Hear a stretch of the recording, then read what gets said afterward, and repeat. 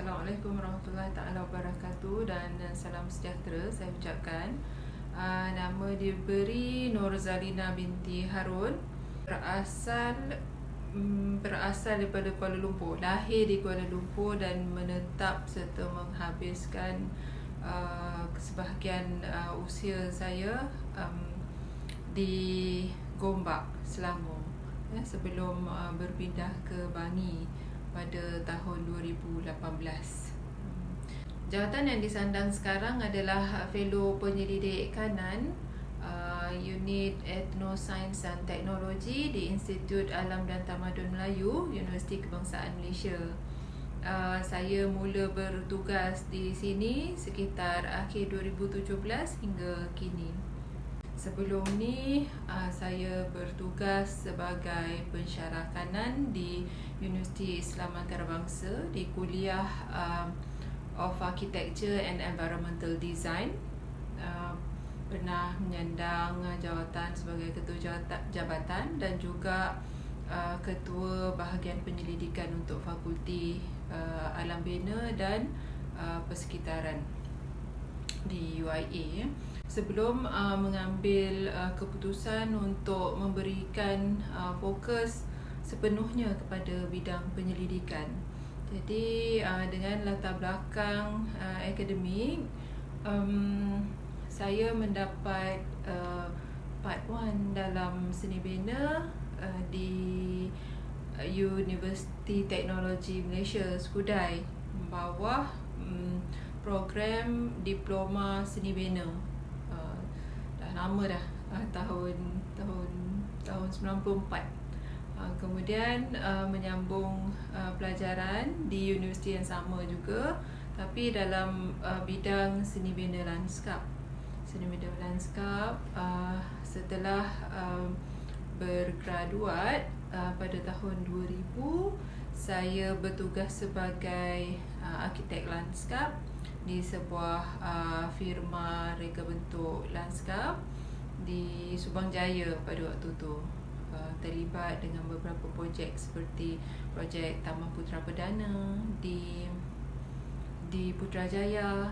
Kemudian dia juga terlibat dengan pembangunan lanskap pusat latihan KWSP di Bangi.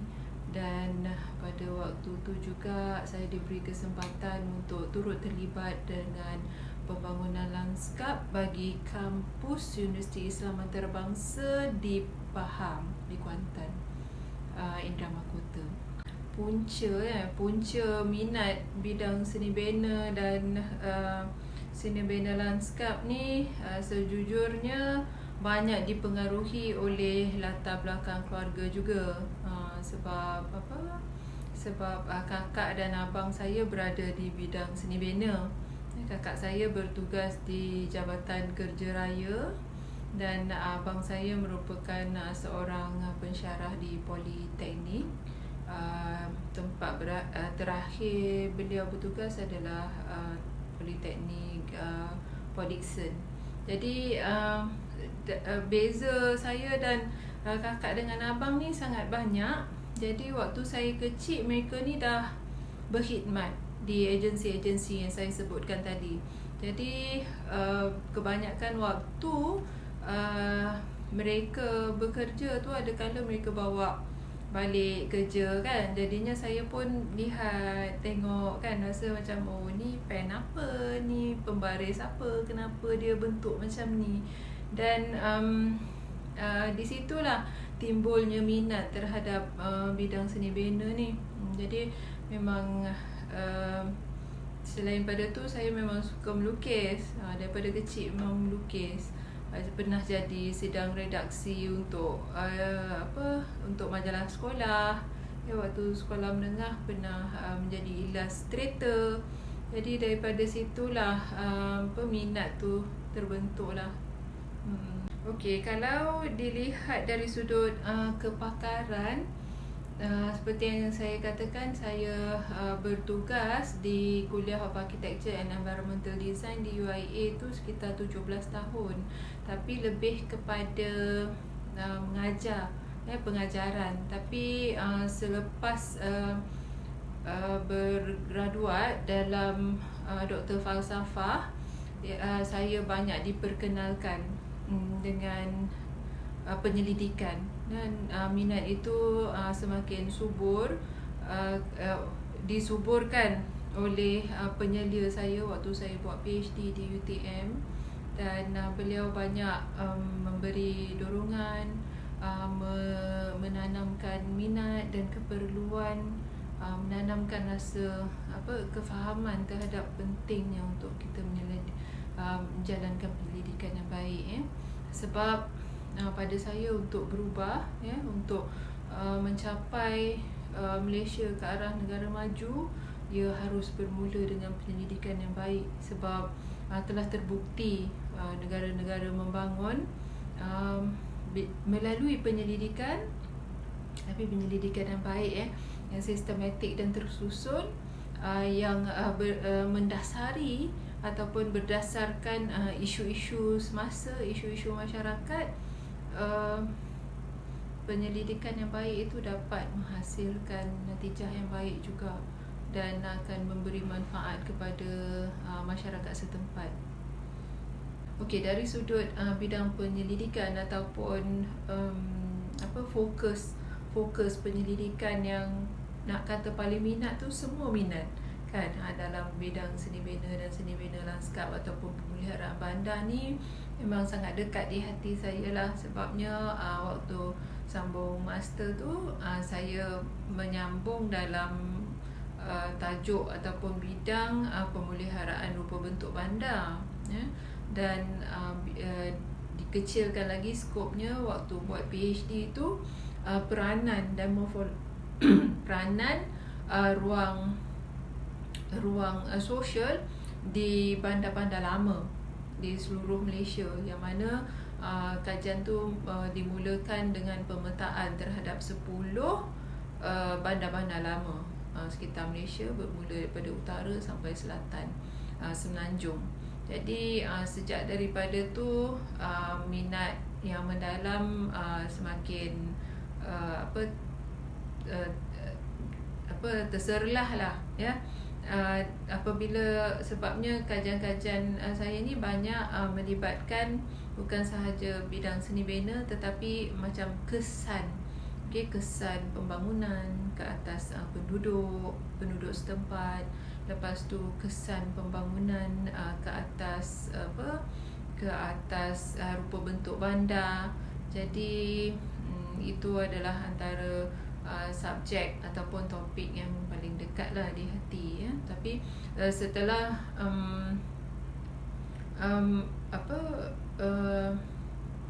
pindah ke UKM dan menjadi visi ATMA untuk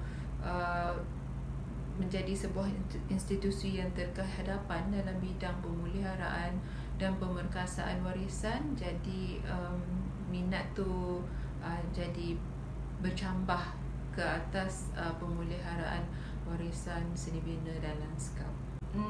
Sumbangan terbesar dalam reka bentuk pemeliharaan bandar, kalau sumbangan tu secara langsung tu tak adalah kan, tapi dari sudut pembangunan ruang komunal ataupun pembangunan infrastruktur hijau untuk kawasan bandar tu adalah, maksudnya dari sudut reka bentuk lanskap ataupun lebih kepada pembangunan infrastruktur hijau untuk kawasan perumahan kos rendah di negeri Selangor yang baru saja siap pada sekitar April 2021. Yang itu pada saya satu pencapaian, bukan dari pihak saya tetapi pencapaian kerajaan negeri lah, kerana mereka terbuka hati ataupun berminat setelah saya menerangkan tentang kepentingan keperluan infrastruktur hijau yang baik dan berkualiti untuk ditempatkan di kawasan-kawasan rumah strata kos rendah sekitar negeri Selangor.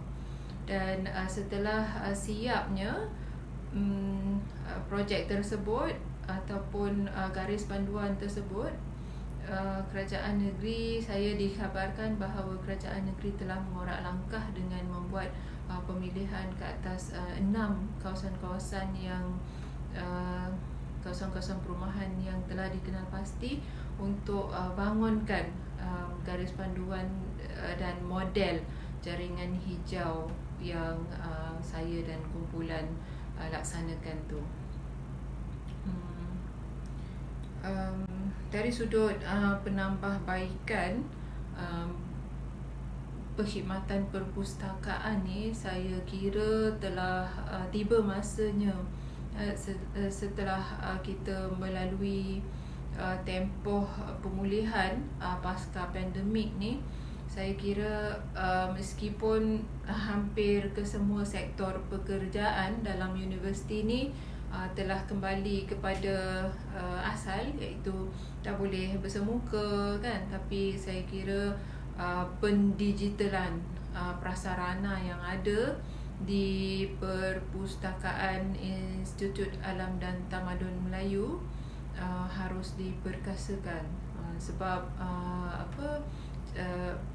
info-info tentang ataupun dokumen mengenai penyelidikan yang terkait yang dijalankan oleh fellow-fellow penyelidik di dalam atau luar UKM sebenarnya dapat dikembangkan ataupun jadi kemudah capaian tu akan jadi lebih luas sekiranya pendigitalan prasarana perpustakaan tu dapat dilaksanakan dengan kadar segera.